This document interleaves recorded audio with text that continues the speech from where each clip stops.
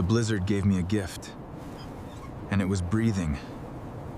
A white Arctic fox cub. Siberia doesn't ask permission to take your warmth. It just takes it. I was down to my last few logs, counting the hours until the storm passed. But the wind, it changed pitch. There was a note in it that wasn't weather. It was alive. You don't go outside in a level 3 blow unless you hear that sound. The sound of something dying. The cold hit me like a wall of broken glass. Minus 42 Celsius. I couldn't see the ground. I couldn't see the sky. Just a moving, screaming void. Help! Help!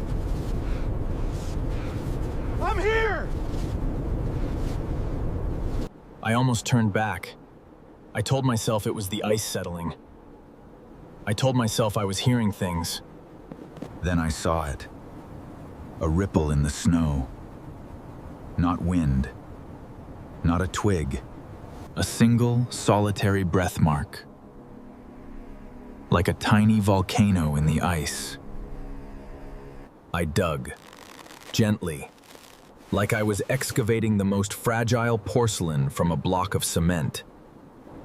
He was the exact same color as the snow. A ghost inside a ghost. He wasn't shivering. And that's the scariest sign of all. When the shivering stops, the body is giving up.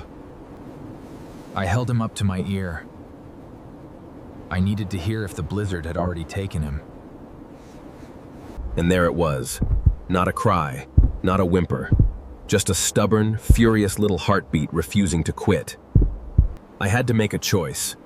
The cabin was 50 yards away. 50 yards might as well have been a mile for a body this small. I put him where the fire was still burning. Right here. Next to my own heartbeat. For the first 20 steps back, I felt nothing. He was just a cold lump. I thought I was carrying a body. I didn't take off my boots. I didn't throw another log on the dying fire. I just stood there, waiting. I watched the coals. And I begged that little lump against my ribs to move. And then, a squirm. Like a tiny, wet worm trying to burrow deeper into my chest. He poked his head out. He looked at the fire. He looked at me. And in that look, I wasn't a man. I was a warm rock. His name was Zero.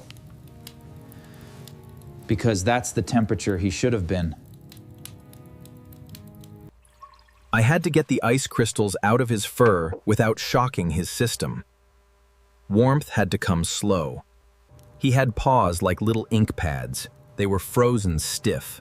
I rubbed them between my fingers for what felt like an hour. Hunger. That was the first real sound he made. And it was the best sound I'd ever heard. I didn't have fox milk. I had to improvise with what I had. Survival cooking for a prince of the tundra. He latched on like his life depended on it. Because it did.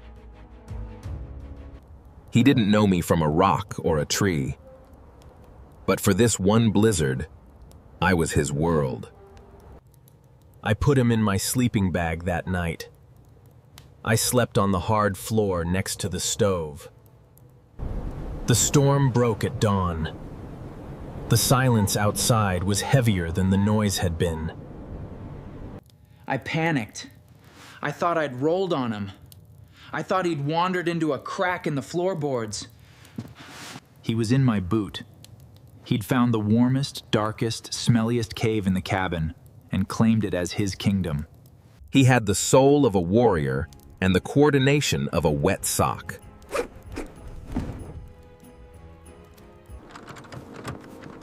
I took him outside to see his home. The vast, endless white. He took 2 steps, then he turned around, looked up at me, and barked. A tiny, squeaky toy bark. He was trying to hunt. The shadows were safe. For now. You were supposed to be wild, but right now, you just want it up. I named him Zero because he started at nothing, but he was quickly becoming everything. Day 2. Zero discovered his voice. He didn't like the plot. Too many pages, not enough meat. He learned the sound of the knife on the cutting board. It was like a dinner bell. Vicious predator. Annihilator of salmon bits. He had 2 modes, comatose sleep or absolute chaos. But at night, he became still. He'd press his nose into my palm and sigh. I started to feel guilty. The storm was over. The sky was clear. I knew I couldn't keep him. The sky was too blue to ignore. The storm had passed, and the tundra was calling her son back home. From up here, you realize how small we are, and how big a fox's world really is. I decided to take him to the ridge, where the ice meets the sky. He rode my shoulder like a captain, surveying his frozen ship. He smelled the world before he saw it. Snow hair, ptarmigan, and the faint iron scent of a distant frozen river. This was his birthright. Not a wooden floor, but a continent of ice. This was the spot, the edge of my world, and the beginning of his. He was waiting for permission. Or maybe he was waiting for me to change my mind. I told him, "Go on, Zero. Be the blizzard now." And just like that, he was a fox again. Not a pet, not a rescue, a fox. He heard the universe moving under the crust. A vole, a destiny. From up there, we looked like 2 ink spots on a white page. But one of those spots belonged there. I stayed on that ridge until the sun started to dip. I couldn't leave until I knew he was gone. You don't cry in Siberia.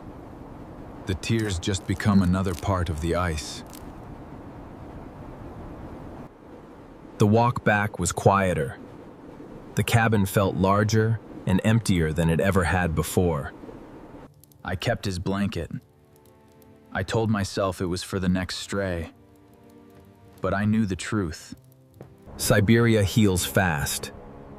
The wind erases the tracks. The snow covers the scars. But I don't think either of us will forget. I know I won't. That night, the lights came out. As if the sky was putting on a show just for him. I didn't expect to see him again. The tundra is too big for coincidences. But there he was, a white shadow at the edge of the trees. He was thriving. He was wild. And yet, he remembered. I didn't call him. I didn't move. I just offered a thank you. He took the offering and looked at me like, "I'm fine. You can stop worrying now." That was the last time I saw Zero.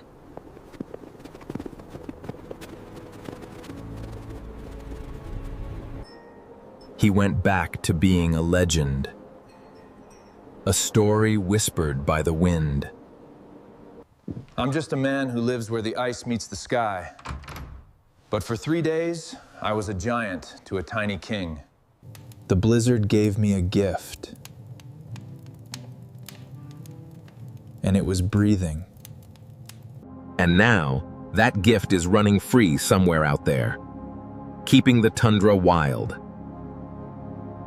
If you're ever lost in a storm, listen closely.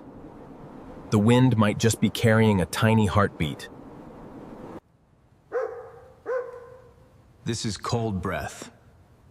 Stories from the edge of the world. If you felt a little warmth in this frozen place, do me a favor.